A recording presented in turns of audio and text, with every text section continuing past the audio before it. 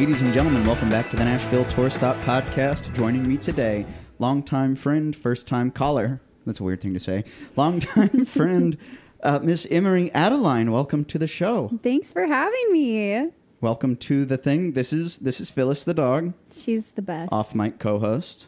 We talk about her every week. So first impressions of the wiener dog.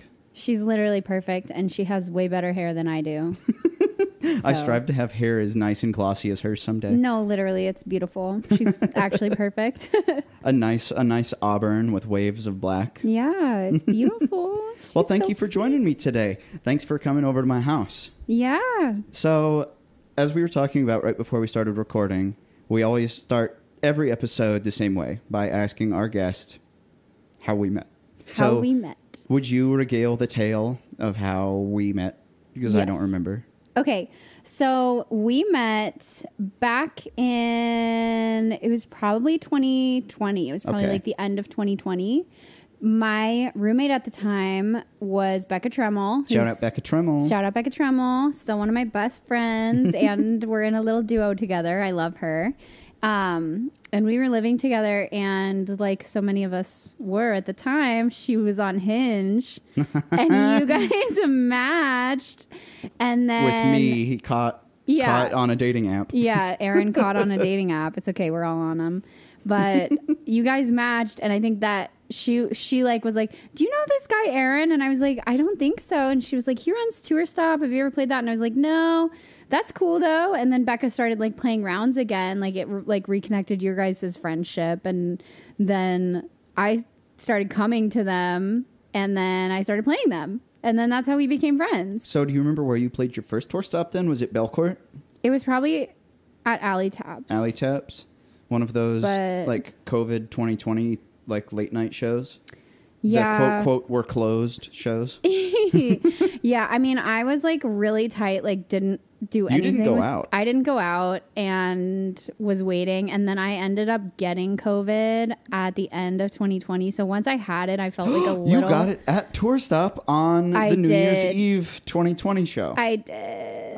It was so bad. And that was literally the first time I'd gone out for the entire year, because New Year's Eve is my favorite night of the year. It's my favorite holiday. And I was like, I'm not sitting inside. I had like just gone through a breakup, and I was like, I just can't handle like doing New Year's Eve alone at home. I can't do it. So I was like, if I play a writer's round, it's okay. And I chanced it the one time I ever chanced it, and I immediated got COVID. So I know a bunch of people that got COVID last night, but I don't want to say funny, but it's funny because I had already had it at that point. I got it like I got COVID 1.0. Mm-hmm. Like I had it in June of 2020, like right after the shutdown kind of ended. So I still had what I thought were antibodies. But I remember that show because so many people got it that night. It was stupid crowded. Yeah. R.I.P. But I made out with this girl, and then she told me that she got COVID. And I was like, well, you didn't get it from me. Mm-hmm. Did you make out with anyone else that night? She goes, well, yeah. I was like, gross. Do I have COVID? You know what's and it was just this whole, like, that's a perfect description of what those shows at that bar used to be. Just icky. Aaron, do you know what's so funny about that is I kissed 2 people on New Year's Eve too. Did you too? Yeah. So I was like, oh my God. That was so me. Yeah, but neither of them got COVID, so they were fine. Did you get your midnight kiss? Yeah. I can't remember the last time I had a midnight kiss. It's been a minute. I always get a midnight kiss. It was midnight going into 2020 because it was while I was still dating a girl named broke up with me a couple of weeks later. But I remember taking an edible gummy on New Year's Eve night before 2020 started. And we were hanging out at, I think it was Allie Dunn's house back in the day. Mm-hmm. And at some point in the night, I slammed my index finger of my right hand in a car door, and it just turned black and blue, just all the way down. Ooh. And I don't want to say blacked out from the pain, but there was a lot of things contributing to Aaron blacking out that night. And woke up the next day on her couch with what was then an empty plastic bag, presumably had been full of ice because my shirt was wet. Oh. But she was like, how's your finger doing? And it's like, what happened? She goes, yeah, I invited you to my house and you got excited and slammed the car door so fast you slammed your finger in it. Like, yep, that sounds like Aaron. Oh so we God. all had a great couple of That's so funny. couple of New Year's Eves. I think that my actual New Year's kiss that night was Becca. Really? To bring Becca back, because she was my New Year's kiss on 2019 into 2020 too, because that's when we were working on cruise ships playing music. Right, I was going to ask about that. And so she's often my New Year's kiss at this point, but you know, you gotta be a little flirty on New Year's Eve. It's what the night calls for. So I think me and you have talked about it before, but what's your take on dating in Nashville? Because I have mixed emotions. It's hard, man. It's hard. It's not fun. I don't know. It's like I'm like, let me like get all my thoughts together. But dating in Nashville is really tough. I lived in Denver for a year and a half, and I actually thought dating in Denver was worse, which I didn't think was possible for it to be worse than Nashville, but it was. That was really hard. But yeah, it's just like, I feel like dating right now, just in general, is so hard because with dating apps and everyone thinks they can do just a little bit better. Everyone thinks they can do just a little bit better. Like I've had people say like, I think you're amazing. I think you're so beautiful. Like I love spending time with you. I have the best time, but I just like don't think I'm ready for a relationship and I want to be able to date other people. And I'm like, literally like, what is that? Like, what's the point of going on a date without the intention of like dating? Yeah, I mean, I get like trying to meet people, and if like, I don't know, I get both of it because I have been in both places. Like I've been in the place where I'm healing and I'm not really looking for anything serious, and I just want to like meet people and have fun and like keep it really light and casual. And I think that's great, but I think when you do that, you just need to be like so communicative. And I think that's the problem a lot of people have with casual relationships is like, if you're doing casual, you have to talk way more about like where you are and how everybody's doing and having emotional check-ins, because it's way easier for people to get their feelings hurt versus like super easy to have your feelings hurt. Yeah. Like if you're dating somebody with the intent to be in a relationship, you don't have to talk about where you are, because it's like we're just kind of getting to know each other, and then eventually like something's going to happen, or eventually we're going to get to the point where it's not going to happen. And I feel like at the end of the day, that's all dating is you just keep hanging out until you realize there's a reason that you shouldn't hang out anymore. Right. And it's like sometimes the reason is dying after 50 years of being in love together. Right. And something I've noticed also is a lot of people that are just totally intimidated by the people who do want to have a serious relationship. Yeah. And they get scared. They're like, oh shit, that guy actually, he's like, this is what I want. Yeah. And they're like, well, I don't know what I want. And that sucks, because then however long it takes to get to that point, someone invariably is going to be like, well, shit, I just wasted X number of dates or weeks talking to you only to realize now that you don't like want to do this. Yeah. It's a weird dynamic in Nashville because there's so many of us doing what you and I are doing, trying to create careers out of creative like things that we do with your music and our shows. But there are people out there who are just, I call them normies. They're just people who go to work and they go home. Yeah. And I don't know that I want to date a musician, but I think it would be weird if I was dating somebody who wasn't, because all I do is go to shows. Yeah. That's the only thing I know. And then what if somebody's like, we should go apple picking? You can go apple picking, Aaron. It's fun. It's cute. Go apple picking. Oh my God, are we flirting? No. Did you just schedule our first date? No, Aaron. No, I mean, I think it's like dating normies is hard too, because my schedule does not align. Like my off days during the week are Mondays and Tuesdays, because I'm playing shows and I'm working on my music and I work in a restaurant so I can pay my rent. And like, trying to schedule dates in there too is like so hard. I'm like, how do people have time to go on dates with multiple people in a week? Like, I'm lucky if I get to go on, like, if I have one free night a week to go on a date, I'm like, what is going on? Like, how do I have time to do this right now? Like, what have I not done this week that is giving time for me to have extra time to do this? Should I actually just be like hanging out with my friends or like going to a tour stop show or something instead? And I'm like, no, I guess I'll let this guy buy me dinner. I don't know. It's also like, just hard scheduling things with people in general, because like with what we do, we're scheduling stuff months in advance. Yeah. So you could meet someone you really like and they only have December the 13th available. Yeah. And then you look forward, you're like, oh, that's 4 months in advance. I can do that. Right. And then you realize, fuck, I scheduled a tour stop show that night. Yeah. Stuff like that comes up all the time where I'm like, I really like you and I want to hang out with you, but I have shows the next 5 days and I can't not work. I know, but then on the flip side, dating musicians, it's not my favorite thing. I wrote a whole EP about how much I don't like that. Yeah, I don't think I've ever actually dated a musician. Come to think of it, because everybody that I've ever dated has been outside of the bubble, and I have a really strict rule now that I don't date anybody that plays our shows. Don't shit where you eat. Yeah. But it's hard meeting people outside of that because, like I said, this is literally the only thing I do. I don't go to anything else. On my days off, I sit with my dog and watch the TV. I don't want to go out. Like, I got a text last night. It's Monday. Today we're recording. I got a text last night, Sunday, at 10:45 p.m.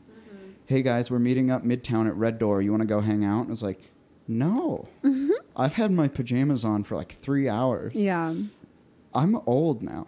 Yeah. I don't want to go to Red Door Saloon at 11 p.m. on a Sunday and do a pipe bomb or tequila shots. But like the person that you are going to end up with probably doesn't want to do that either. So that's not even the place to meet them. Right. I think about that. I'm like, I don't really want to meet somebody at a bar at like 2:00 on a Tuesday, 2 a.m. on a Tuesday. Like, I want to meet somebody who's like in a regular, normal place, wants to do the things that I want to do, which is very occasionally be at a bar at 2 a.m. on a Tuesday, but not every Tuesday. Not every Tuesday. Here and there. And like, who wants to go to the flea market on Saturday and go for little walks around the neighborhood and like still go to shows and be fun and do stuff and go on trips and go travel, and somebody who knows how to ski, because that's really important to me too. And like, it's just, it's weird. Like, I don't know. It feels. Have you ever gone skydiving? I actually have. So I was thinking about it, like, it would take a really special person to meet, but to do some kind of like super impulsive date like that, to be like, I really like you, we just met, do you want to go skydiving tomorrow? That would be cool. I think that'd be a crazy cool like first date story, because so many first dates now are just like, yes, we met up at Red Door on Thursday night at 8:00 and we're both super uncomfortable. And I hate stories like that. Yeah. Or we went out to dinner and a movie. Boring. Yeah. Go do something crazy. Like skydiving. Yeah. This is me telling the world that I want to go skydiving. I know, go skydiving. It's really fun. I went skydiving when I was working on the cruise ship in Mexico. Really? And that's cool. It was really, really, really fun. Okay, well, let's talk about that. You and Becca Tremmel worked on a cruise ship with which cruise line? Carnival Cruise Line. Carnival. I've been on a Carnival cruise before. Good old Carnival. So what was, let's start from the beginning, because I know a lot of people have probably been on cruises and see cruise ship performers and don't know how that works. So walk us through like what it was like trying to get the gig, getting the gig, and then having it and living on a cruise ship. Totally. So this harkens all the way back to my very first days in Nashville, actually. So at Belmont University. So we found this connection through our friend Sammy Potts. So shout out Sammy Potts. Shout out Sammy Potts, the best drummer in Nashville. Flower Potts. And she went to Belmont too, and she had this little band at Belmont. I can't think of the name, but they had a little band, put a YouTube video up. They got scouted to work on cruise ships. That's cool. And then through that, they worked on cruise ships right out of college. The guy who recruited them moved over from that cruise line that they were on to Carnival, reached out to Sammy and was like, do you know anybody in a country duo who would want to go work on ships? This was in early 2019. So she hit Becca up and was like, hey, you and your boyfriend should make a little duo and go work on cruise ships. It'd be so fun. And at the time, Becca was dating this guy that she didn't want to do that with. And so she called me and goes, hey, do you want to go work on a cruise ship? And I was like, honestly, yeah, sure. Thinking that there was no chance it was actually going to come to fruition, because I'm like, that's a wild thing. But it sounds kind of fun. Stuff. I'm very impulsive. I'm very much driven. I go with my gut so hard that it's just like when somebody asks me a question, I'm like, yeah, I'd do that. Or no, I won't. But I don't really think about it too hard. So yeah, I'm very, very spontaneous perhaps. But so what were gigs like on a cruise ship? Because I can imagine they're different than what you're comfortable with or used to in Nashville. Mm-hmm. Yeah. I mean, I always say working on the cruise ship changed the level of performance that I'm able to give, literally night and day, because we were playing. In what ways? We played for 4 hours every single day. Wow. For 4 months straight. So it's just that level of practice of performing, of interacting with crowds, of singing that much. It just was it like a lounge performance? Mm-hmm. Okay. Yeah, we had a couple different spots on the ship that we would play, but typically we were kind of in the casino bar. We would sing in the grand atrium of the ship.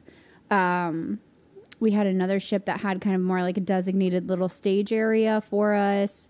But it literally is honing your skills so much that I just am such a better performer now. I access to new parts of my voice just from practicing that much. Before I went on the ship, I was way more in my falsetto and my head voice, very airy all the time. And now I can belt better and have just so much more access to my voice. Did you ever struggle to sing that much? Because I know these people on Broadway are doing those 4-hour cover gigs all the time, and some of them blow their voices out. How did you protect that? I'm going to be so real with you. I did not do a thing to protect it. I was in a party mode. Spoiler. Yeah, spoiler alert. I didn't do anything to protect it. I definitely should have. And my advice is to always do something to protect your voice and drink water and care about it. Because if I ever, if I blew my voice out, it would be the worst thing in the world. 22-year-old life on tequila and iced coffee. No, I was I think I was 24, 25. And I was just drinking $1 gin and sodas in the crew bar till 3 a.m. every night, and going to Mexico every day, and looking at the stars. So I've singing. heard that cruise ship performers aren't allowed to fraternize with cruise guests. Is that true? That is true. So is there a reason behind it?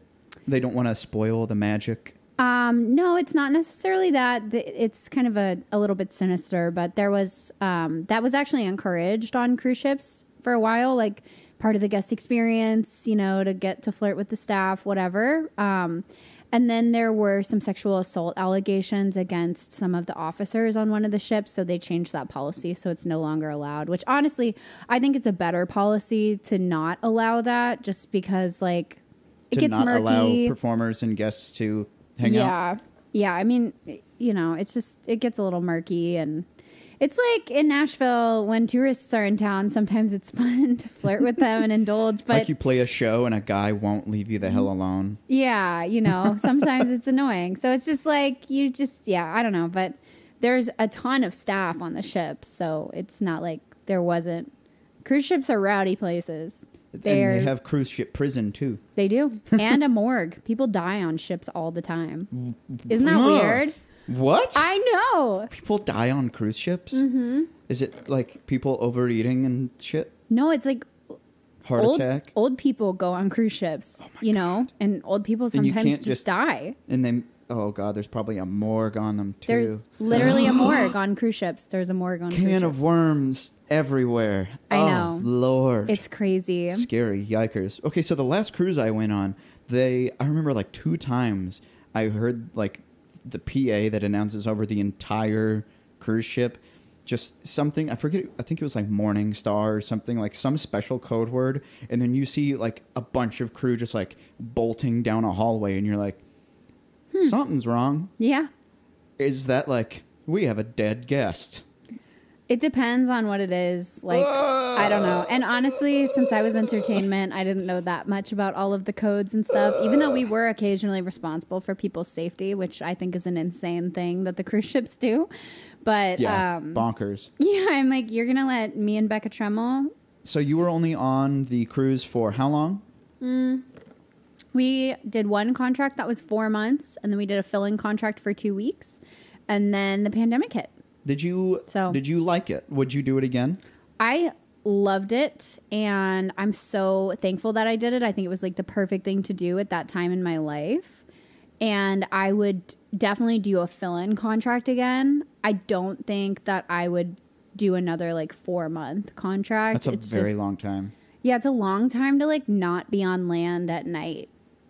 Yeah, to just get very comfortable in your teeny tiny stateroom. Yeah, it's which just I bet you shared with Becca. Yeah, and it's just like literally being on cruise ships. It's like imagine your freshman year of freshman year of college dorm contained in the middle of the ocean where you don't have Wi-Fi. You can't leave. Yeah. That doesn't sound great. It's so like it's not bad, but it's just like you're literally in an alternate version of reality. Like I forgot about the outside world because it's just like you're so enmeshed in your little bubble of people and the ship. Like, oh, shoot, and I have to pay rent.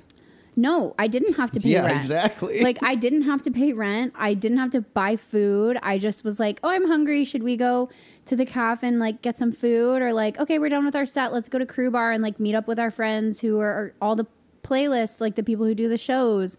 And like, Yikes. you know, it's just like there's literally nothing else besides ship life. And then you like dock for 4 hours in Mobile, and we would like go to Target and like go to the coffee shop, and I'd call my mom, and then you'd get back on the ship, and then you'd go to Mexico, and then you'd get back on the ship like after 4 hours of being in Mexico. Carmen from across the little ocean way from Cozumel, and you're like, look at all these happy people on vacation, and I'm working. I mean, honestly, I didn't feel like I was working. I felt like I was on vacation. We got like 1 day off a week where we didn't have to sing, but it's like you're still on the ship. You're still so like if your day off, it's not a day off where I get to hang out at a resort in Mexico and they pick me up tomorrow. No, literally, like if your day off fell on like a sea day, then like it was the worst because sea days you're just at the ocean the whole day. There's nothing to do. There's nothing to do. Go watch your coworkers perform. Yeah. No, literally. We'd be like, I guess, should we go see... play at? Yeah, literally.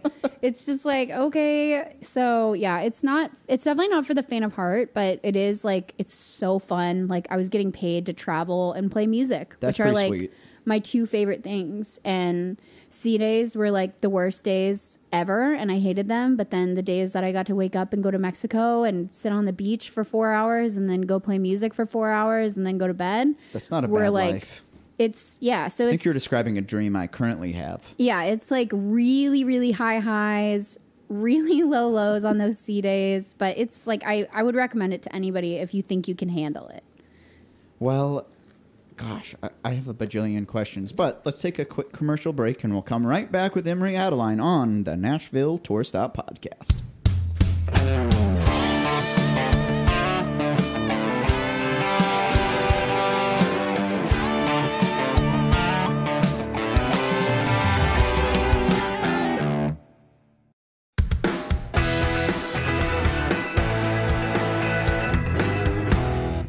And we're back with the Nashville Tour Stop Podcast, sitting in my living room. Phyllis the dog and Miss Emery Adeline joining us here today.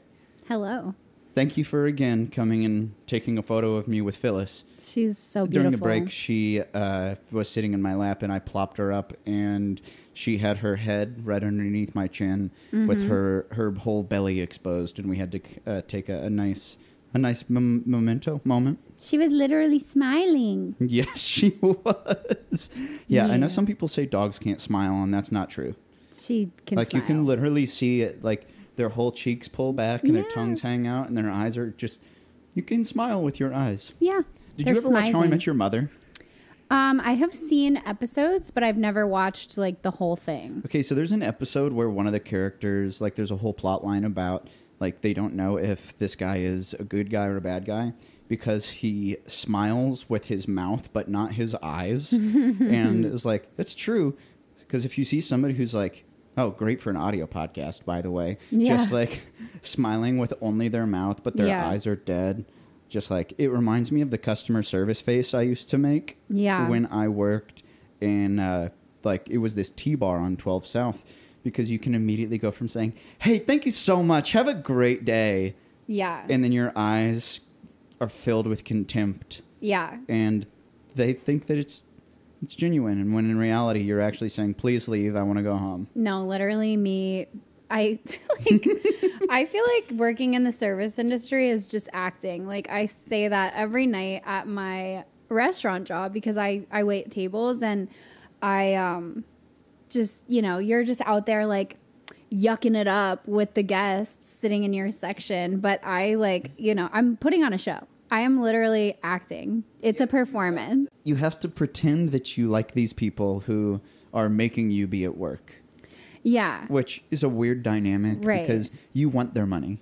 I do. I want their money. I'm being nice to them so that they'll tip me more. Like, I literally am. That's what we're all doing. The oldest form of like earning money is like pretending you like someone for money. Yeah. And I mean, I actually do.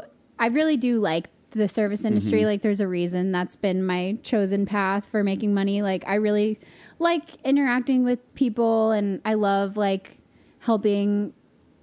I don't know. I mean, I work at like kind of a nice restaurant, and I love being able to like make somebody's anniversary better, or like make a birthday better. Like, these are like kind of special moments in people's life that you get to kind of like have a little vignette to, and like look in the window and be like, have you ever served someone's first date?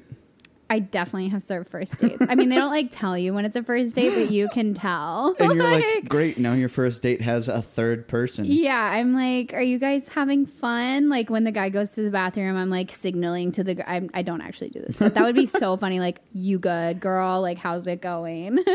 Like, I have been, so I went on a first date once. It was from, I think it was Bumble when I first moved to Nashville. And this girl had told me she canceled another Bumble date to go out with me. And I was like, red flag, but also thank you. I mean, is it a red flag? I was like, where do you want to go? And she requested specifically the Thompson Lane Applebee's. Weird choice. Weird choice. Which is like so South funny. Nashville Applebee's. Yeah. And we went there, and she prefaced it by saying she hadn't had a drink in 6 months. And I was like, that's totally fine. You don't have to have a drink. She goes, no, I'm drinking tonight, though. And I was like, oh, no. Oh. And she proceeded to have 4 Long Island iced teas. Oh, my God. Because, you know, Applebee's does 2-for-1 drinks. Oh, my God. And they should not do that on the Long Islands. She got so drunk. Oh, my God. We were there for less than an hour, a combined total of less than an hour, and she drank 4 Long Island iced teas. And at one point, she got so drunk, she asked our gay waiter for a threesome. Oh, my. And then she went and used the restroom, and I apologized, and the waiter goes, bro, your girlfriend sucks. And I was like, this is actually a first date. And he just goes, sucks. Oh, my God. And I was like, man, I'm so sorry. Can you please cut her off? He goes, oh, yeah, 100%. So when she came back, they had taken her drink. She's like, what the fuck? I wasn't done with that. And they're like, yeah, they cut you off. Sorry. And that was when she threw a fit, started screaming, throwing punches in the air, just raising hell in the Thompson Lane Applebee's. And then she storms out. And I'm sitting there just like, what the fuck is happening? God. So I went and sat back down at the bar to try to finish my 1 beer and apologize for the commotion. And then she tries to come back in and sit down at the bar alone. And then the bartender, this wonderful, sassy woman, just goes, and she walked right back out. And I'm like, dating in Nashville is going to be great. Oh, my gosh. So never again. Yeah, that's crazy. 4 Long Islands in 1 hour is insane behavior. 1 Long Island in an hour is too many. Yeah, I mean, isn't that like 5 shots? Well, no, but it is a heavy pour. Bunch of liquor. Yeah. So. Yikes. So hard no. Hard no. So let's bring up something that's not booze or dating. So you are a songwriter type. I would love to know about your background in music. When did you start writing? When did you start singing? Yeah, I wrote my first song when I was 8 years old. Dang. Okay. Flex. Yeah, flex or Hair flip. a compulsion, either one. And I've been obsessed with music, like literally since I was a baby. I've always loved it. My parents are really into music. When I was little, I would make my mom sing lullabies with me for That's cool. 2 hours before I would go to bed. I'm obsessed. I've always been obsessed. I love to sing. So they got me a guitar when I was 6 because they were like, she needs something. Wow. And I didn't start taking lessons with it until I was 8, but I took my first guitar lesson, learned 2 chords, and wrote my first song the same day. What was the song called? It's so embarrassing. It was called Vicky. Aww. Yeah, and it just was like lots of rhymes with Vicky, but that's cute. It was, I just was like, songs rhyme and they're about a girl being in love, so that was what I wrote. And but I pretty much since then, like, playing guitar has always, I love playing guitar, but it has always just been like my outlet to be able to write songs and sing, because those are my main true loves. You know all of the chords now. I know at least 5 chords now. Maybe even up to 10. Wow. So, yeah. All of those chords are, wow. Yeah, it's pretty crazy. You did it. You made it, Emery. It's pretty crazy. So, so what was it that made you want to go from just writing songs as a kid and have like singing lullabies with your family to actually wanting to go to Belmont and pursue songwriting? Taylor Swift. I won it. I won all of it. Yeah, she no, literally seeing Taylor Swift's career happen is the reason that I figured out I could have a career. What year was that? Like, was that a specific tour that you had seen her on? No, I heard her first single on country radio in 2006. I heard Tim McGraw. I remember this exact... Which one was that? Highway Don't Care? No, it was Tim McGraw. No, not the song that she did with Tim McGraw, Highway Don't Care. It was just the song Tim McGraw. The song Tim McGraw. I heard it on the radio, and it was like the album had just come out. It was her first single, and I remember being like, Mom, can we go to Target so I can buy the CD? And just like seeing her, a teenager who was a few years older than me at the time, have this career, because I loved songwriting, I loved music, but to me that was like an adult thing. You know, like I loved Stevie Nicks and I loved the Dixie Chicks, Chicks Now. And I loved Sheryl Crow and like those, and Alison Krauss. Like those were my inspirations when I was really young. And then seeing Taylor Swift, I was like, oh, like I could do this too. Like anyone could do this. So I like, when I was, in 8th grade, I was like, Mom, let me drop out. Let me be homeschooled for high school and go to Nashville and start writing songs. And she was like, no, you're going to go to high school. And I was like, okay, but I'm going to Nashville for college. So I did everything I could and got into the songwriting program at Belmont and moved to Nashville when I was 18. And it's just like music is the only thing I've ever wanted to do. And I've tried really hard to want to do other things because being an artist is so difficult. But I love it. I just love it. It's been like the great love of my life has been writing songs and singing and playing music. So Taylor Swift is the person who really brought you to Belmont. Another, I don't want to say another one, but... Yeah, another girl in Nashville who was inspired by Taylor Swift to have a music career. I think the difference is you aren't doing the same music as Taylor Swift is. There's so many of these people who are like, I'm going to be the next Taylor Swift, yada, yada. And you're like, well, you're not going to be the next Taylor Swift because she's still the biggest person ever. She's still Taylor Swift. But you're doing different kinds of stuff. So you have what you have wonderfully branded as the Sad Girl Country Club. Mm-hmm. Tell us about the Sad Girl Country Club. Yes, the Sad Girl Country Club. So this all started because one day I was playing a show and a friend of mine brought a friend of theirs and we were all chatting, and I call my music Sad Girl Country because that's what it is. And it's country music for people who identify as a sad girl. And I said to a friend, I was like, oh, well, welcome to the Sad Girl Country Club. And as soon as it came out of my mouth, I was like, oh, that is a great idea. So I wrote it down and I was like, I'm going to make t-shirts and hats that say Sad Girl Country Club. And so I did. It's really, really good merch. Thank you. I mean, I have my Sad Girl Country Club hat in my bedroom. Yeah. But great. I see folks wearing your stuff all the time. Yeah. And the first thing that popped into my head, is it the Sad Girl Country Club or the Sad Girl Country Club? Mm-hmm. And I think that's the point, right? It is, yeah. I mean, because I think there's kind of this label of sad girl country going around as a genre, which is like the Casey Musgraves and the early Taylors and like the Kelsey Ballerini and certain like variants of pop that kind of fit in there a little bit. And like, you know, it's all of us people who grew up on emo music, now writing other kinds of music. Yeah, exactly. It's like, totally. It's totally that. It's like the girls who loved Taylor Swift and the Dixie Chicks, but also were really into pop punk. And that is kind of me, even though there's no pop punk. Podcast, the Sad Girl Country Club podcast. That would be cool. Yeah, you could have everybody who's sad. Yeah, we can just talk about being sad. So you have an endless supply of songwriters. Every songwriter in Nashville gets to be on my podcast. But yeah, so it's kind of, I mean, it's both. Like, I feel like we're turning it into an event, and I'm hoping to have like showcase nights with cool. Sad Girl Country.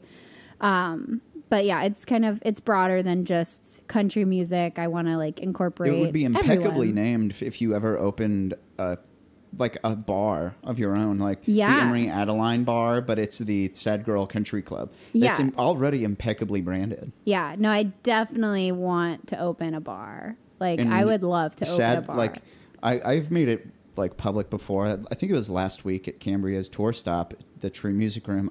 I was playing with some of my friends, and somebody was like, "Oh, what do you want to hear tonight?" And over the microphone, I proclaimed, "No sad songs." And I think that it would be funny if the Sad Girl Country Club, it was like, no happy songs. No happy songs. No. Only play the saddest, most depressing shit, the closest to you. Yeah, I think that would be great. I don't see the problem with that. It's like, we'll give you feelings and a mimosa. Yeah. It's like, are you in the mood for a shot of whiskey? Are you in the mood for a fruity little drink? We have both. What would the signature drink be?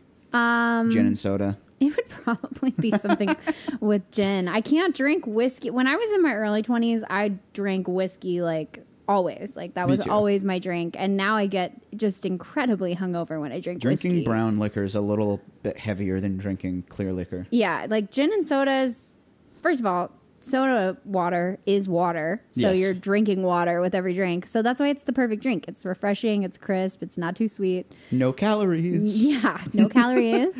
Except for the tons that come in the liquor. Yeah, except for the liquor.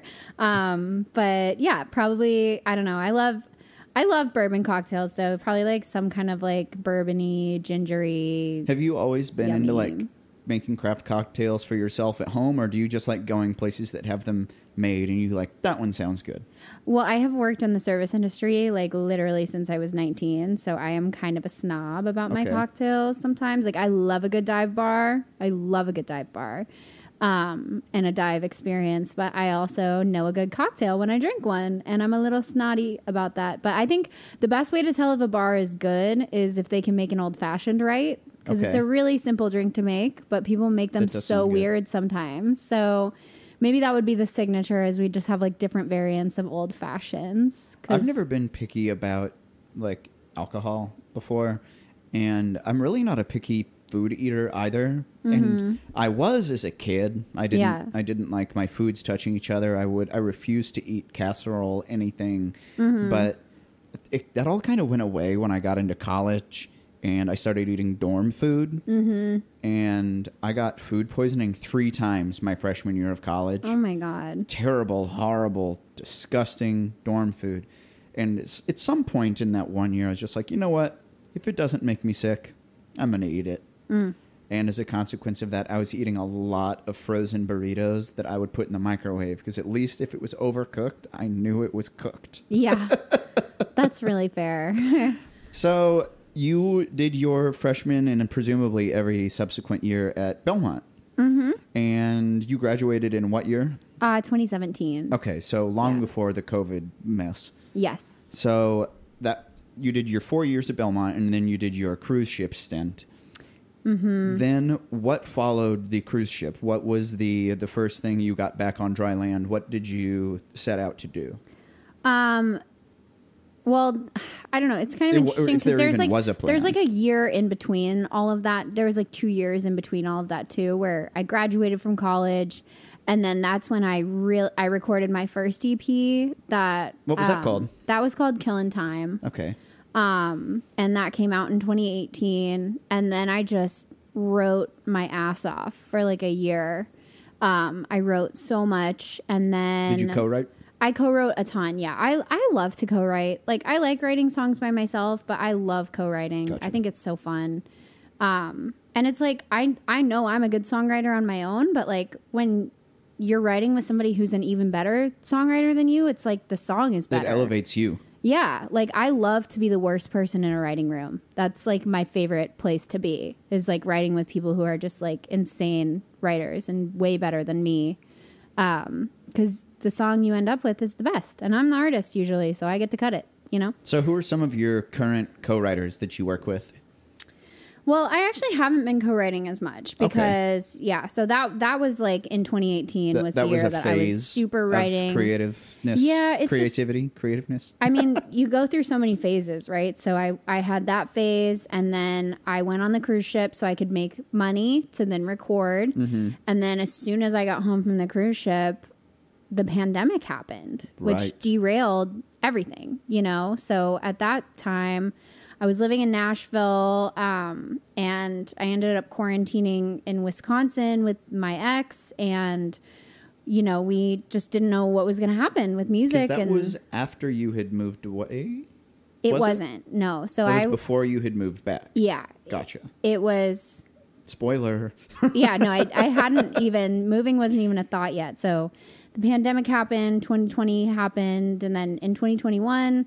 that is when I moved to Colorado, back home, because I love so many things about Nashville, but it is a hard city to live in, and anybody who's lived here for more than 5 years will tell you that, because the first 2 years you think Nashville is the best place that's ever existed and ever will exist, and it's like a magical fairyland, and then you start seeing people. It is a very difficult town to live in, and it's dramatically different from when I moved here in 2017. Yeah. And I can only imagine how much more different it is from 2013 when you first moved here. Yeah. It's just, I mean, it's, you know, it's hard. It's an entertainment city. And like the entertainment industry looks really beautiful from the outside. And then you get in it and you start seeing people overdose. 2013, that was right after I had put out my first album. Like that was still when like, you get a jewel case CD. Like, that was still how you do it. You get your jewel case CD, and you try to sell that $8, $10. You try to sell that. But that was also around the time when, because I remember when we had that first CD, and then our drummer's dad was like, hey, have you guys heard of this app that just came out last year called Spotify? And we're like, no. He's like, it's like iTunes, but... you don't have to buy the song. You just pay a fee every month, and then people can just listen to it. And we're like, oh, that's awesome. Mm-hmm. And we got it on Spotify, which back then felt like a big deal. Yeah. Spotify and iTunes. Mm-hmm. And, God, I cannot imagine somebody printing a jewel case CD now and taking it to a show and trying to sell it. Do you have a CD player? I actually do, and I actually do listen to CDs. You still use it? I know that makes me so weird, but my car is old and it doesn't have Bluetooth connectivity, and I got really tired of having to buy a new radio Bluetooth thingy that you stick in the battery, whatever. And so I just started buying CDs. So I just go to McKay's and buy CDs for my car. It kind of broke my heart because I had to tell a couple of my friends when they asked if I wanted their CD, I had to say no. It was like, I don't want to take your product that you could potentially sell to someone that I can't use. Yeah. Because for me to listen to a CD, I would have to plug in my Xbox, my old Xbox that I also don't use. Yeah. With the RCA jacks, and then put a CD into the Xbox and change whatever it is on the TV to make that work. Yeah. To listen to music that would take 1 second for me to turn on Spotify. So I had this weird relationship between like hating how little Spotify pays people. Yeah. And also the convenience of not plugging in a CD player. Yeah. I almost think, I do think that it's more worth it to print vinyl than it is to print CDs, even though it's so much more expensive to print vinyl. But it's like, I mean, you see it here. I have my turntable right under my TV, which I do use. Yeah. It's like we've gone back 50 years. It is. It's like more people have a record player than has a CD player. I think that that comes from what me and Brandon Ellis were talking about once, is we missed the tactile holding of like, this is mine. Yeah. You don't get to have the ownership of like, oh, this is on my playlist on Spotify. But if I can hold that Foo Fighters album there on my console and then pull out the liner notes and see the special photos and like, that's cool. Like another album that I bought was a Foo Fighters album, and it was a first print when it first came out in 2011, and it actually had like 6 inches of the reel-to-reel tape that was recorded on analog. They had cut it up and put it into the vinyls. Like, that's so cool. It's super cool that you can still give little extra treats to your treats to your fans that you can't do that with Spotify. Yeah, which is I think why physical mediums like this are coming back. Right. Well, I think too, like, it's hard when you have access to everything you could ever want to listen to pick one thing to listen to. Like on Spotify, I can't like with vinyl, you have your stack of records and you buy your favorites and it's like, I love this album. I'm going to spend $20 on it because I want to listen to it. And then you can be like, okay, I want to listen to music. What do I want to listen to this morning? And you can flip through and be like, oh, Rustin Kelly sounds perfect for this rainy Saturday morning. I'm going to throw that album on, And then with Spotify, it's like, what do I want to listen to? I could literally listen to anything in the world. I can't think of anything. I'm just going to listen to the same liked songs that I have because I just need some noise on in the background. It's the same issue with all these streaming apps for TV and movies. Yeah. It's like, what do you want to watch on Friday night? Here's 40,000 movies. Yeah.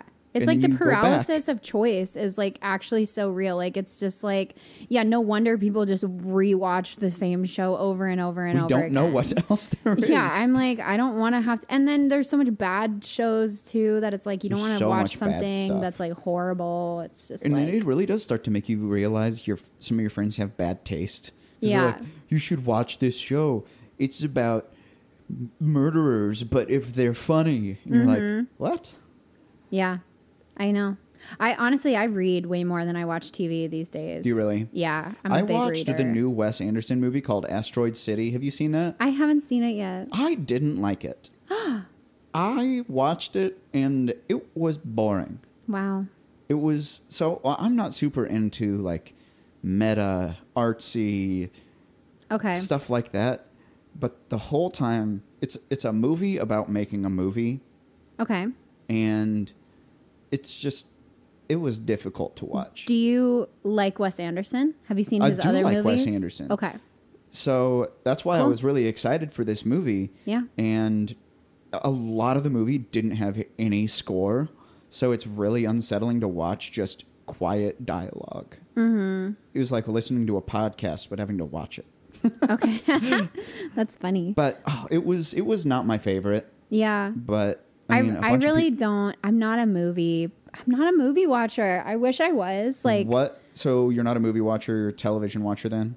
No, I will watch TV more often than I will watch movies. So what is your preferred way of, maybe the wrong word is unplugging, but is it music? Putting on a record and just sitting and listening? It's reading. I read all the time. What do you like to read?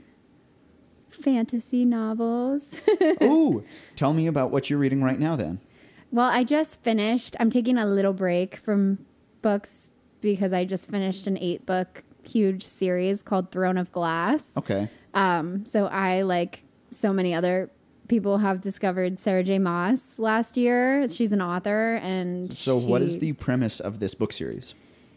Or is it serial, or is it like one long story? It's one long story, and it's actually kind of hard to explain the premise because at the beginning you think it's something completely different than what it ends up being at the end. Okay. Because it starts off being like about this girl who's an assassin in this magical land that has like fairies, but in her land all the magic is gone, and because of this evil king, and so she's in a competition to become the evil king's champion assassin. That's and cool. It's really cool, but that's not the story. But that's all that you can really say about what the first book's about without like spoiling everything. Okay, that's cool. Yeah. Have you been into reading and fantasy stuff like that since you were a kid? Yes, I definitely That's have. one of the things that never grasped me as a child was reading. Yeah. I think I'm too ADD to sit and stay focused because I really have to like remind myself if I'm reading, like, don't check your phone. It's okay to not check your phone. You don't need a snack right now. Just like... But if the book is good, yes, then you don't have those thoughts. You don't need that. Because my brain works like that as well. Like I have the hardest time focusing. Like if I'm not super into a book, I will not be able to read it. I just won't. And you want to try, and then you'll get like several chapters in, and you're like, nah, I don't care. Like I went through a phase where I was like in college, I was like, I'm actually like a cool girl, and I'm only gonna read like classic novels, like On the Road by Jack Kerouac, and like stuff like that. And a few of them I really liked. Like I loved Kurt Vonnegut, Cat's Cradle. That was my favorite book for a while. Jonathan Safran Foer. But like some of these books I was trying to read, I was just like, boring. I am so bored and I do not care about these people. And that's why you realize young adult fiction is so popular. Yeah, because I care and it's fun to read and it's like... I don't know. It's like reading doesn't have to be this like serious thing. Like reading can be fun and it can be silly stories and things that feel really important because it's fantasy, but it's literally you're reading about fairies, you know, and that's one of the things that I think is why I really like sci-fi kind of stuff is because it removes me from reality. Yeah. So it puts me in a different place and it kind of removes me from the scary bullshit that we have to go through, like the oppressing anxiety and depression of like the world. But yeah, it removes us from like the scary reality of what's happening in the world, even if it's just for a few hours. And then you like, as soon as you close the book, you turn off the TV, you're like, oh, I was in it. Yeah. I was there. Exactly. That's really cool. I didn't know that about you. Yeah. No, I love to read. And I'm... What are some of your favorites? Anything by Sarah J. Maas. Okay. That's my favorites right now. Did you read the Harry Potter stuff too? I actually never read Harry Potter. I listened to all of the books on audiobook. Okay, gotcha. Because when I was little, we used to go on huge long road trips, and my mom would buy the CDs of Harry Potter, and we would listen to them on the trips because it got my brother and I as kids to just like shut up and sit in the back and be like really into the story. Audiobooks is a really great way to consume novels or fiction or books of any kind if you don't like the actual act of sitting down and reading. Yeah. Or if you have a road trip. Right. Great way to get through a road trip. I used to do that when I would drive back and forth from Nashville to my home in Missouri because it's like a 7 or 8 hour drive. And that's a long drive to just sit in a car by yourself. Yeah. And it does make you feel better if you have someone reading to you. Yeah, it does. It's like so nice to have a story. I don't know. I do a lot of long road trips and I now kind of get excited for them because I'm like, wow, I get to save up all my podcasts and I get to save up my favorite music. I do look forward to catching up on my podcasts. Yeah, it's fun. It's like nice to sometimes just have, I find driving really meditative too. Like, it's for me, like what you were saying with the ADD brain, like I don't know if I have ADD. I have my suspicions that I do, but it helps me to be like looking at something and doing something to listen. I cannot listen unless I'm doing something else. Yeah. So I like driving is the easiest way for me to be able to listen. Do you ever drive in silence? Like if you leave a gig, do you just drive home in the quiet? Occasionally I will, but I have to be coming from something that I'm like extremely overstimulated. Okay. Where I like need to just unwind. Maybe that's why I feel the need to drive home in silence from my shows so often, because they're super stimulating. Talking to so many people, entertaining so many people, performing sometimes, but like then it's just all of a sudden just still. Yeah. And I do really crave the whole like just motionless, soundless thing of like the safety of my couch. And the safety of my couch sometimes starts in the parking garage at the Cambria Hotel, where I'm like, let's just turn the radio off, honk, honk around the corners. Yep. I see you, Casey, and then just quiet. Yeah. I do look forward to the quiet, which is great because I'm deaf and I can make it quiet anywhere. That's so true. That's nice. You can just turn it off. Turn it off. Well, let's also talk about the other music you've released since your first EP. So when did your last series of singles come out? Because Mistress is a favorite of mine, but I'm sure there's been more in between the EP and Mistress. So talk about that stuff. Yeah. So I recorded an EP in 2020. At the end of the year, I recorded 2 EPs, actually. Okay. Wrapped them up at the beginning of 2021. What were each of those called? They are not out yet. Okay. So I need to release them. But one is going to be called Diamonds and Rhinestones, and one is going to be called I Don't Love You Anymore. And they are going to be released. I don't know. I mean, I'm sure this is something that any other independent artists can relate to, but releasing music is literally the hardest part of this whole thing for me. Like, I love writing songs. I love playing shows. I love recording. I hate releasing music more than anything. Like, it is so hard. And I have had just like some kind of block with it. So anytime I release a single, it is like, I'm so proud of myself for doing it because it's just like the hardest thing in the world. Is there some anxiety about actually putting it out into the world? Yeah, it's scary. It's just like, and this project is like, to me, like there was a while where I was like, this is the best thing I've ever made and it's probably the best thing I ever will make. So if I release it, it has to go perfectly and it has to be my big break into the music industry and everybody has to care. And if that doesn't happen, then I'm a failure. And so it ended up being like, I just kept pushing off the release because I was like, no, I don't have time. That is a really good look into the life of what it's like to be an artist in Nashville. It is so hard. It's damning putting so much time and effort and emotion and money into something that sometimes doesn't get even 1,000 streams. Yeah, and it's like, you never know where to put your money. Like, you never know, should I make a music video? Should I just put all of my money into Facebook ads for Instagram stories and just get the word out there and not play shows and not do anything else? And like, yeah, maybe that's the best way to do it. But that's like the most confusing way to do it because you feel like you're doing nothing. Right. And then you feel like you should be playing shows and you should be doing music videos and you should be doing all this stuff. But like playing shows in Nashville is really expensive. You know, if I play... It's really expensive. And that's one of the reasons why I feel bad sometimes asking my friends to play full band sets is because I know some of these venues, even if you get to sell tickets... Even if you sell them out, the best you can hope for is to break even. Yeah, playing a full band show usually runs me like $400. I have to pay $400 to do that. Yeah, and that's a lot of money to lose. Yeah. For sometimes to realize, fuck, not even 50 of my friends wanted to come. No, not even 5. You know, sometimes not even 5 of your friends want to come. It's Nashville. Like, everybody gets invited to 7 shows every single night. So it's like... Getting people to come to shows here is so hard, even if they love your music, you know. I have friends of mine that invite me to shows that I love their music. I'm such a fan. And I just cannot get myself to go to a show that night, you know. And it's like, I totally get it. But it's just, it's so hard to know, like, where to put your energy and stuff. And that has been really hard for me with releasing music. But I'm finally doing it. So I'm releasing another single from this EP. So this will be the 4th single that I've released over the past like year or so, probably like year and a half. And it's called 2 Sides, and it's going to be the last single I release. And then I am releasing my EP this fall. I'm doing it. I'm just going to throw it out there. Yeah. Who cares? So 2 Sides comes out on September 1st, correct? Yes. So that will be actually here, I believe, next week from the date this is released. So cool.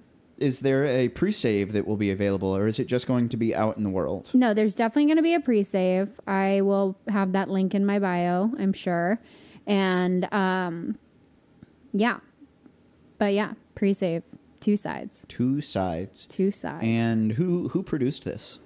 Justin Klump and Josh Matheny. Cool. Mm-hmm. Did they do the instrumentation performing as well, or did you hire out session players? I had session players. Okay, yeah. cool. So this EP, this collection of songs, I pulled like every possible connection I could and really made like my dream EP with like amazing session players who've played on like all of the stuff on country radio that I love right now. And I got to record at Sound Emporium Studio, and that's a legendary studio here. Yeah. So it was just, and we were in the big room. We weren't even in the small room. And it was like the best day of my life, probably. So it really sounds like exactly as I could have hoped. Recording in an actual studio like that does give you, pardon my French, that big dick energy where you're just like, oh, I'm doing it. This isn't my friend's closet. Yeah. No, I like definitely had imposter syndrome the whole day. I was like, am I allowed to be here? Like, even though I'm literally paying I get the imposter syndrome all the time of like, why me? Do I know what the heck I'm doing? Yeah, no, literally. I'm convinced that I'm just tricking everybody all the time. Yeah. So. So the new EP, have you set a release date for that, or is that still kind of flexible right now? It's pretty flexible right now. I'm thinking October, but as soon as I have a date, it will be announced. That's exciting. Mm-hmm. I want to try and play a little show with that one, so we'll see. I know a guy who can help. Yeah. We'll talk, Aaron. So let's see. We've covered a bunch of stuff today, but another thing I was wondering, you've lived here for so long. Do you have, like, even outside of the music industry, do you have, like, pro tips of Nashville things to do? Like, if somebody's either listening to this and lives here or is listening to this and does not live here and wants to visit, what should people do in town that you would find yourself doing that's not just going and drinking gin and soda on Broadway? Yeah. Well, if you are drinking gin and sodas on Broadway, you should be doing it at Roberts, and that is the best place to do it. Roberts is like my favorite little honky tonk down there. It's Roberts Western World is one of the only Broadway bars I do not loathe. It's so good. It's great. It's like some of my happiest Nashville memories are at Roberts, to be honest. It's like 1967 never ended. It is. It's the best. It's like literally the only old school honky tonk left that is still like not owned by that one guy who owns all of them, and like who's getting some flack right now in the news. Have you heard about all that? You know, so in the news right now in Nashville is I don't even want to call it an alleged contract because there's plenty of photos of it, but over the years there's been like speculation that an unnamed, to be diplomatic, an unnamed bar circuit on Lower Broadway was putting their performers under a contract saying they weren't allowed to play at other venues, that they had to pay 10% of the money that they made back to the venue that hired them, which is backwards. That's textbook definition pay to play. Yeah. And then a whole bunch of other stuff. And this venue is finally getting exposed for kind of just being just like horrible to its performers. Yeah. And I mean, those of us who've lived in Nashville have known that that's been the case the whole time. Like, it's playing on Broadway is horrible. Like, it's so hard. It's just like the people who do it, I'm so impressed by. I'm impressed. I do not have the energy or the stamina or the personality to go be around that much sensory overload all of the time. Yeah. My brain would. Yeah. No, it's definitely a lot. It's a lot, and they're very impressive. But there are so many special places in this town, though, that you really can hear musicians who are treated fairly and who really aren't just doing it for a job, but are doing it because they care so much about their art and their craft. Totally. So no, where are some of the places that you like to hang out that are completely not music venues? Do you have restaurants? Not music venues. I have so many. I used to work at a hotel. You're kind of a food snob. I'm a food snob. I used to work at a hotel, so I have all my recommendations on a list on my phone. If anybody ever needs them, just send me a DM. I'll send my recommendation list to you. But some of my personal favorites that I love to hang out at, my favorite restaurant in town is Rolf and Daughters. Where's that? It is in Germantown. It's so good. What variety of food is it? It's like Italian-ish, but it's like a, fancy-ish restaurant, and it's just, I don't know. Get the chicken if you go. It's so good. The restaurant I work at is amazing too, and I don't know. I'm like trying to decide if I want to share where I work, but it's called Noco. You should definitely go in there. It's some of the best Asian food. fusion style restaurant, right? Yeah, it's different kinds Asian inspired wood fired is technically what it is. So it's really, really good. But my favorite bar is Mickey's little dive bar on the east side. The best. I've had so many fun and not fun nights at that bar. It's one of my favorites because it's what as a kid I imagined just like this is a bar. It's just a bar. When you think of what a bar is, it's Mickey's, and it's the best bar, and I love it. One foosball table, two dartboards. Yeah. One foosball table, two dartboards, a pool table, and a jukebox. Yeah, and a huge patio. And a big ass patio. And it's like perfect. And I love it. It's cheap. Yeah, it's cheap. And then when I want a nice cocktail, I like to go to Urban Cowboy, or I like to go to Attaboy. Yeah, I've really been liking those. I have actually never been to Attaboy. It's worth it. I've driven past it like 1,000 times. Don't go on a weekend because you will not be able to get in. But it is definitely worth it. It's really good. They probably have the best drinks in town. And then, yeah, those are my main spots. I'm trying to think where else. I've been going to this little bar on the east side called Hubba Hubba a lot lately. That one's really fun. It just opened pretty recently. Emery, you've given us some great recommendations. Attaboy will have to probably be on my next destination stop list here. But do you have anything you'd like to leave our guests with today? Just things about Nashville that you'd like to wish somebody who might want to move here? Yeah, I mean, my best advice for having a fun time in Nashville is to find your people and really do the work to find your people, because there's so many people in Nashville and there's so many like wonderful people who live here who just don't have time to hang out with you. And find your crew, like find the people who you're going to come up with and find the people who you're going to co-write with and you're going to play shows with. And I like to call it your class of Nashville. Exactly. Find your class of Nashville. Like don't get too caught up in like, oh, I have to be hanging out with these people who are doing this and in this realm and blah, blah, blah. Like find the people who are at the level that you're at and become besties with them, because in 4 years, you guys are all going to be helping each other out. And it's the best. Someone's eventually going to have something go well.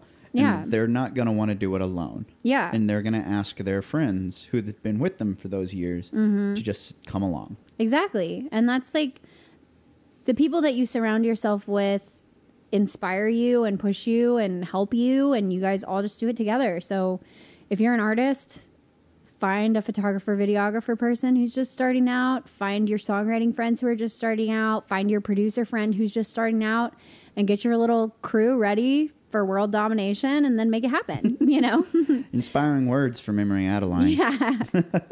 Well, the last thing I would like to just add on to that is so many new kids come on so excited to move here and wanting to like get to work as soon as possible. And I like to quote a Jason Mraz thing, and I can't remember exactly where it's from. Something along the lines of like, don't wish your journey away. Like the best part of a trip, like the best part of the documentary about you is the hour and a half where it gets to the stadium and then credits roll when you walk on stage at Wembley. There's nothing interesting about immediately becoming famous. Right. Don't wish away the story because then you have nothing to talk about. You have nothing to write about. So you may be in a hurry to get to the next thing, but just take it in strides. Let it happen when it happens. Yeah. And Nashville is a long play. It is a long play, and with all that to say, too, take care of yourself. Stay in occasionally. Don't drink too much. Don't become an alcoholic. It's like, super easy to do because everything we do in Nashville is about going to the next bar. Yeah, it is. The next drink. Yeah. And every song is about the next round. Yeah. So make sure that you stay in. I had to check myself with that because there was a point where I was like, same, playing so much, and I worked in a bar and all this stuff, and I was like, I think I've had maybe one night in a month for the last year, And it's like, that's not sustainable. So you got to like remember to go on a walk at Shelby Park sometimes. And the thing that got like, me in check was going to, I forget what kind of a doctor appointment it was. It was just like a regular checkup. And then I was filling out the paperwork and it said, how many alcoholic beverages do you consume in a week? And it was like 0, and then it had 1 to 2, 2 to 4. And then it was like 4 to, or like 5 to 8. And then there was not an extra option. And I was like, oh, it's like, because for a while it was probably like 50 drinks a week, which saying it out loud is disgusting. That's so much alcohol. But it was true back then. And I was like, oh, maybe I do drink too much. Maybe it's a party town, man. It's a party town and it's fun. And it's like, I'm a big proponent of like not drinking. Having fun. No, I mean, I'm a proponent of it. Like, I'm not like, have your wild time, like have your little party phase, but let it be a phase. That was, absolutely. Let the phase come and go. Yeah. Don't be the guy who wants to 20s. live in the high school glory days forever. Don't be the 36-year-old doing blow in the bathroom with 22-year-old girls. Don't do it. Let it go. That's the best way to end this podcast. Let's get t-shirts that say that. Thank you. Emery, can you give us your plugs and tell us where we can find you online? Yeah, it's under Emery Adeline on everything. So EmeryAdeline. On all of the socials and your website, correct? Yep, on everything. We'll have Emery's website hyperlinked in the episode description here, as well as all of her social medias. Is there a social media platform you prefer? Instagram is my favorite, for sure. It's the only one that I feel like hasn't been completely ruined. Yeah, Instagram's the best. I like TikTok as a user. I'm not the best at posting on TikTok, but follow me on TikTok and blow my stuff up. Yeah, I'm not the best TikTok user either. Yeah, it's hard. It's a hard one. It's for the kids. Well, Emery, thank you for coming on the podcast today. Thank you for playing our shows forever. Thanks for playing with Phyllis the dog, who's now peacefully asleep on the couch. I will always hang with her. But y'all, thank you for listening to the Nashville Tour Stop podcast this week. This was episode number 91 featuring Emery Adeline. You can find her at Emery Adeline on all your social media platforms and on the web. In the meantime, you can follow us at Nashville Tour Stop across platforms as well. You can find our full live show calendar at NashvilleTourStop.com. We have a whole bunch of stuff all of the time, forever and ever, amen. And there's about a bajillion things that I can't talk about over the air yet. But I know that it's all going to be exciting and that you all are going to have a lot of fun hanging out with us in the future. So even though that is the end of this week's episode, please do remember that all roads lead right back here to the Nashville Tour Stop.